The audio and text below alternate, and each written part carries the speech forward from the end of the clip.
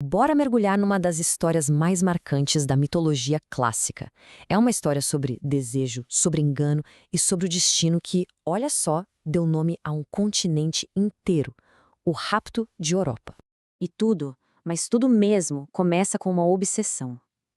Essas palavras aí são de ninguém menos que Júpiter, o chefão dos deuses, no momento em que ele põe os olhos na princesa Europa. Claro que ele disse isso bem longe dos ouvidos da esposa ciumenta dele, a Juno. E foram essas palavras que deram o pontapé inicial para toda essa trama. Uma determinação que, como a gente vai ver, não ia parar por nada. E aqui está ela, a nossa protagonista, Europa. E ela não era só uma moça bonita, não. Ela era uma princesa, filha do rei Agenor de Tiro. E foi justamente a beleza dela que, sem ela nem imaginar, chamou a atenção do ser mais poderoso do universo e acabou selando o destino dela para sempre. Então, vamos começar por essa obsessão divina. É aqui, nesse exato momento, que o desejo de Júpiter por Europa vira um plano de verdade, um plano bem audacioso. O dilema de Júpiter era bem claro. De um lado, um desejo que era simplesmente avassalador pela princesa. Do outro, o medo de Juno, a esposa dele. A fúria dela com as traições dele era, assim, lendária. Então, a questão não era só como chegar perto da Europa, mas como fazer isso em segredo absoluto. E qual foi a solução do Júpiter? Usar o truque preferido dele, a metamorfose. Vamos dar uma olhada em como ele montou o disfarce que tinha que ser perfeito. A precisão do plano dele é uma coisa de louco. Júpiter não agiu por impulso, não. Ele escolheu se transformar num touro, desceu para a terra escondido numa nuvem e se misturou ali no rebanho do pai da Europa. Cada passo foi, olha, friamente calculado. E essa imagem aqui mostra bem a genialidade do disfarce. Ele não virou um touro qualquer, ele virou um touro extraordinário.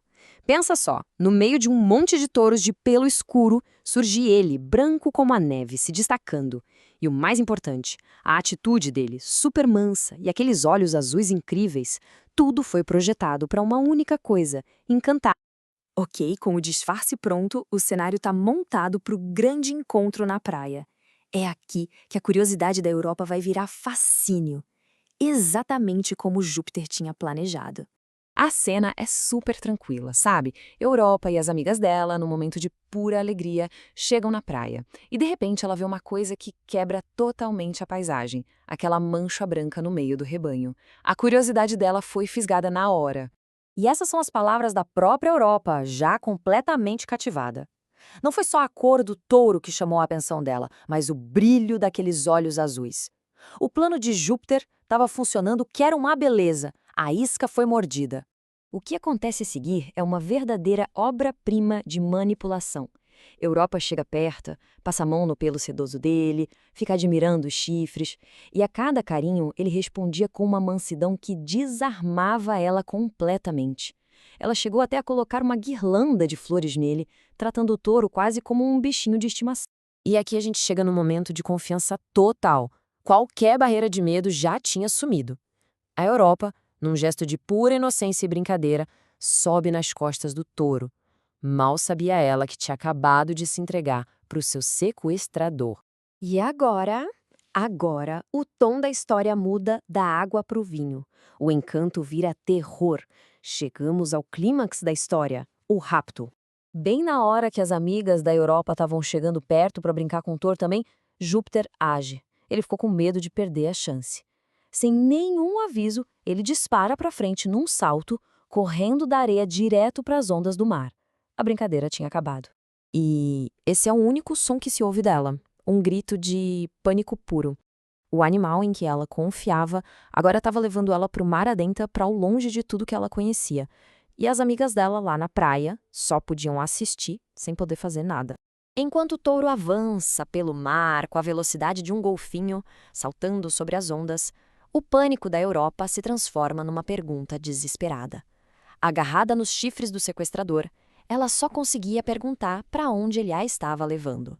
A viagem aterrorizante pelo oceano finalmente chega ao fim. E com isso vem a hora da verdade. O momento em que o sequestrador finalmente revela quem ele é e por que fez tudo aquilo. Imagina o choque. No meio do oceano, o touro vira a cabeça e fala. E não é uma voz qualquer, é a voz de Júpiter, o rei dos deuses. Ele tenta acalmá-la, conta quem ele é, para onde estão indo, a ilha de Creta, e revela o que o futuro guardava para ela. E a partir daí, as coisas acontecem bem rápido. Assim que eles pisam em terra firme, lá em Creta, a transformação se desfaz. O touro some e no lugar dele aparece a figura imponente de Júpiter. A união deles acontece e o destino de Europa se cumpre. Mas a história não acaba por aí, não.